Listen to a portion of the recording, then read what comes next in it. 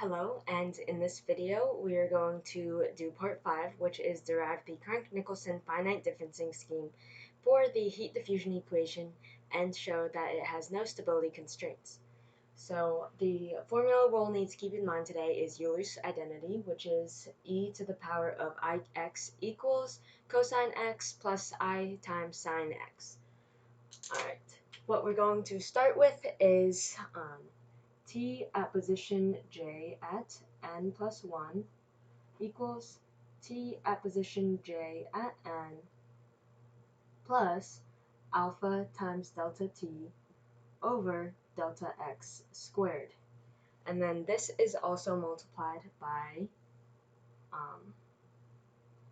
t at position j plus 1 at n minus 2t at position j at n plus t at position j minus 1 at n plus t at position j plus 1 at n plus 1 minus 2t at position j at n plus 1 plus t at position j minus 1 at n plus 1, and then we close these and then we divide by 2. There we go. Here, the Crank-Nicolson method has taken the second derivative, the discretization at the current and succeeding time. There are no constraints on delta t and delta x in this. And first, we're going to move the 2 to the other constant now next to the delta x squared. So basically, we are just going to rewrite this, but put that 2 that's dividing all this right here. So we end up getting t at position j at the later time n plus 1 equals t at position j at n plus alpha times delta t over 2 times delta x squared. And then we times that by this whole thing at the top without that 2. So we have t at position j plus 1 minus 2tj at n plus t at position j minus 1 at the previous time n plus t at position j plus 1 at the later time n plus 1 minus 2 at or 2 times t at position j at n plus 1 plus t at position j minus 1 at n plus 1. Close those parentheses. And in this expression, the alpha delta t divided by 2 times delta x squared is equal to r. So we'll be writing this term as r from now on, and notice how this expression for r differs from when we did our forward differencing problem. In Crank-Nicolson method, we have an added value of 2 that's multiplied by the delta x squared. And so now we're going to combine like terms and move every single term that is at a later time, n plus 1, to the left side, as well as the expression for r. So this is going to go to the left. So moving it to the left side changes the sign, so we end up getting negative r times t at position j plus 1 at n plus 1 plus 1 plus 2r times t at position j at n plus 1 minus r times t at position j minus 1 at n plus 1 equals r times t at position j plus 1 at n plus 1 minus 2r times t at position j at n plus r times t at position j minus 1 at n. Alright, so on the left side of the equation right here, the plus 1 in the equation are the t at position j terms being combined, and the right side of the equation are the terms for the previous times being combined. Now we're finally able to do our stability analysis, and what we want to do first is factor out the node at position j for both sides.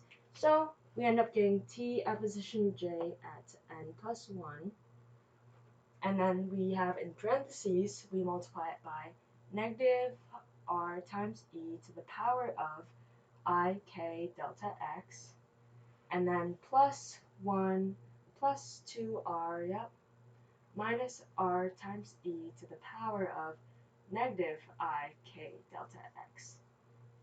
Alright. And then this is equal to t at position j at n, and then times r times e to the power of I k delta x plus 1 minus 2r plus r times e to the power of negative I k delta x. Alright. Now we are going to use Euler's identity, which remember is e to the power of ix equals cosine x equals, or plus I times sine x. And so from here we get t at position j at n plus 1 equals t at position j at n times, and then on top of it we have 2r cosine k delta x plus 1 minus 2r, and in the denominator we have 1 plus 2r minus 2r cosine k delta x.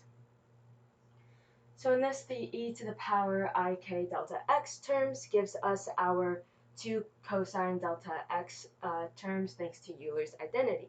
So now what we want to do is factor this, and we end up getting t at position j at n plus 1 equals t at position j at n times, and then we'll keep that fraction bar, and we end up having in the numerator 1 minus 2r times 1 minus cosine k delta x,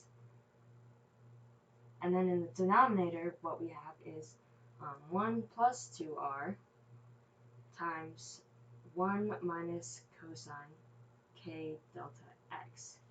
And so we'll put parentheses around both in the numerator and denominator around the 1 minus cosine, k delta x, because the 1 minus 2r and the 1 plus 2r, are multiplying all of it. So moving over here, the 1 minus cosine k delta x guarantees that our answer is going to be positive no matter what values of k and delta x are that we have. And we can then substitute y in for 1 minus cosine k delta x, because y just represents any number that is bigger than 0. So what we end up writing is t at position j at n plus 1 equals t at position j at n times, in the fraction bar we have 1 minus 2ry, and in the denominator we end up having 1 plus 2ry. So r is also going to be greater than 0. The expression within the parentheses, 1 minus 2r divided by 1 plus 2r, ry, can now be written as 1 minus z over 1 plus z, where z is greater than 0. So this expression is also guaranteed to be less than 1. So we end up rewriting it as 1 minus z over 1 plus z is less than 1. And because of this, von Neumann's stability analysis on the Crank-Nicolson method shows that the Crank-Nicolson method is stable no matter what choices of k and delta x are chosen. It is guaranteed to be stable. However, keep in mind delta x values and or delta t values that are very large would make the derivative approximation inaccurate, but it would still be stable. So we now have proved that the solution does not have any stability constraints. Thank you.